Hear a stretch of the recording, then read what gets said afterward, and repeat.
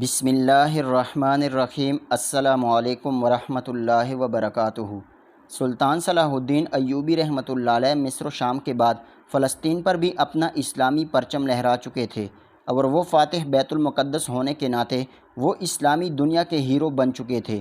گو کہ یہ ساری فتوحات انہوں نے اپنے زور بازو سے حاصل کی تھیں، لیکن وہ پھر بھی بغداد کی خلافت عباسیہ کے ماتحت رہے۔ حالانکہ اس وقت اسلامی دنیا میں ان کی حیثیت ایسی تھی کہ وہ اگر چاہتے تو اپنا سکہ چلا سکتے تھے اور اپنے نام کا خطبہ پڑھوا سکتے تھے، لیکن انہوں نے کبھی اپنے آپ کو بادشاہ نہیں سمجھا، بلکہ ہمیشہ ایک مجاہد ہونے پر فخر کرتے رہے۔ ان کی یہ شرافت و انکساری ہی تھی جس نے عباسی خلیفہ ناصر الدین احمد کے دل میں ان کا وقار بہت بڑھا دیا تھا، اور عباسی خلیفہ نے بغداد میں بیت المقدس کی فتح کا جشن منایا اور ایک چاندی کا چاند تارہ بنوا کر سلطان صلاح الدین ایوبی کی خدمت میں بھیجا کہ اسے خلیفہ بغداد کی طرف سے مسجد اقصیٰ کے برج پر نصب کر دیا جائے۔ ساتھ ہی ایک تاریخی خط بھی ارسال کیا جس میں بیت المقدس کی فتح پر مبارکباد پیش کی گئی تھی، اور سلطان صلاح الدین ایوبی رحمۃ اللہ علیہ کے جانثار ساتھیوں کے جذبہ جہاد کی دل کھول کر تعریفیں بھی کی گئی تھی، اور مسلمانوں کے نام پیغام تحریر تھا کہ حضرت خالد بن ولید رضی اللہ تعالی عنہ سیف اللہ تھے اور سلطان سیف الجہاد ہیں۔ مسلمانوں، یہ تلوار کبھی ہاتھ سے نہ رکنا، اس میں تمہاری شوکت و ستوت کا رات پوشیدہ ہیں۔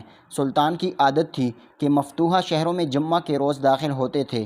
یہی وجہ تھی کہ بیت المقدس فتح ہو جانے کے بعد بھی سلطان اپنے فوجی کیمپ میں مقیم جمعہ کا انتظار کر رہے تھے، اور یہ جمعہ تو غیر معمولی اہمیت کا حامل تھا کہ حضور سرور کائنات صلی اللہ علیہ وسلم کے معراج شریف کا مذہبی تہوار بھی جمعہ کے روز آ رہا تھا۔ اس لیے سلطان کا پروگرام یہ تھا کہ جمعہ کے روز شہر میں داخل ہوں تاکہ جمعہ اور معراج شریف کی دوہری رحمتیں ہمارے لیے شامل حال ہوں، لیکن خلیفہ بغداد کی خواہش تھی کہ چاندی کا چاند تارہ فوراً نصب کر دیا جائے، لہٰذا سلطان نے اپنے منجلے بیٹے ملک الظاہر غیاث الدین مظفر کو خلیفہ بغداد کی خواہش پوری کرنے کے لیے بھیج دیا۔ شہزادہ ظاہر بیت المقدس پہنچا تو گلیوں سے گزرتے ہوئے شہزادے کو دیکھنے کے شوق میں دروازوں کے پیٹر نیم وار ہو گئے اور چھتوں پر رنگین آنچل لہرانے لگے۔ شہزادہ رنگ بدلتی رتوں کو پیچھے چھوڑتا ہوا اپنی منزل پر پہنچا۔ حامی الدین عمر، قاضی محی الدین خطیب اور سپہ سالار عماد الدین زنگی کے نائب عزاء الدین نے شہزادے کا استقبال کیا۔ شہزادہ احترام و عقیدت سے مسجد اقصیٰ میں داخل ہوا۔ یہ بدھ کا روز تھا اور سلطان کے شہر میں داخل ہونے میں صرف 2 دن باقی رہ گئے تھے۔ مسجد اقصیٰ کی بحالی کا کام زور و شور سے جاری تھا۔ عیسائیوں کی یادگار حضرت عیسیٰ علیہ السلام اور حضرت بی بی مریم کی مورتیاں اور صلیب کے نمونے ہٹا دیے گئے تھے، اور در و دیوار پر بنی ہوئی تصویریں کھرچی اور مٹائی جا رہی تھی جو اسلام کے لیے کسی طرح قابل قبول نہیں تھیں۔ شہزادے نے مفید الدین خطیب کے ہاتھوں ستارہ چاند نصب کرایا اور دعائے خیر سے تقریب ختم ہوئی۔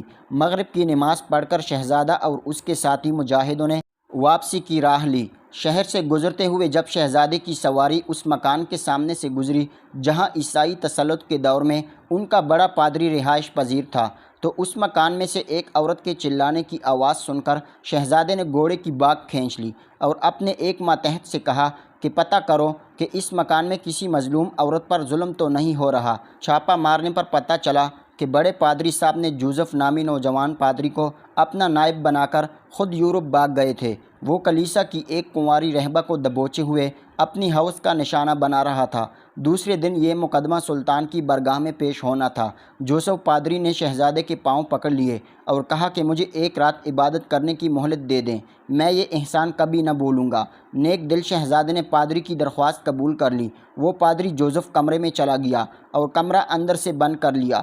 دوسری صبح جب دن چڑھتے تک جوزف کا کمرہ نہ کھلا تو مسلمان سپاہی دروازہ توڑ کر اندر داخل ہو گئے۔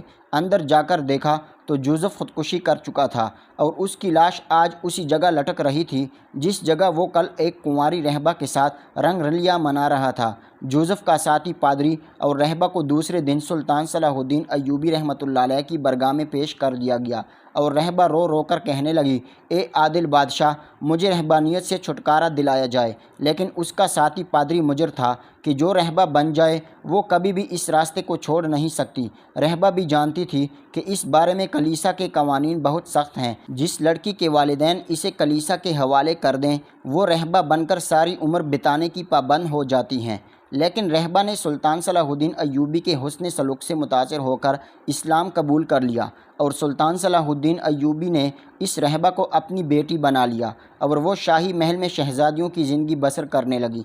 इस्लाम फितरी दीन है और रहबानियत के मुखालिफ हैं।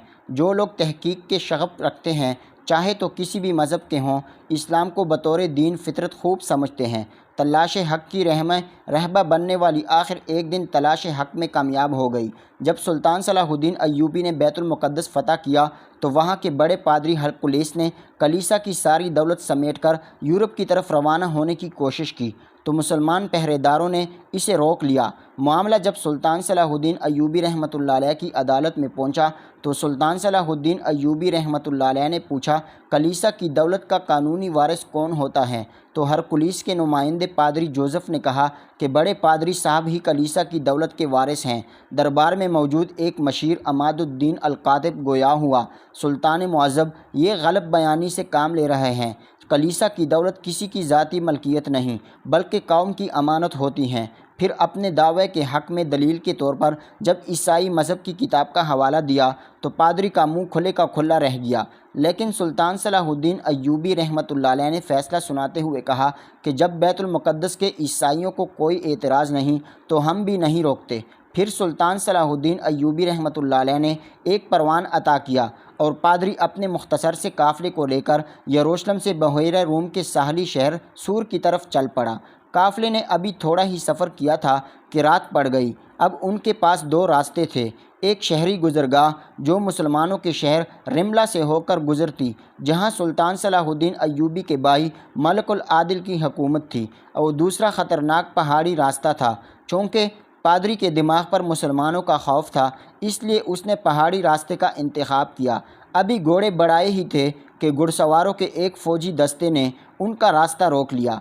पादरी ने फ़ौरन सुल्तान सलाहुद्दीन अय्यूबी रहमतुल्लाह अलैह का अता करदा परवाना हवा में लहराया। सवार दस्ता के नौजवान अफसर ने आगे बढ़कर पूछा, क्या आप यरूशलेम के बातनी हैं? हरकुलिस ने इस बात में सर हिलाया और सुल्तान सलाहुद्दीन अय्यूबी रहमतुल्लाह अलैह का अता करदा परवान आगे बढ़ाता हुआ बोला, हमें सुल्तान ने ये परवाना अता किया है और हम सोर की तरफ जा रहे हैं।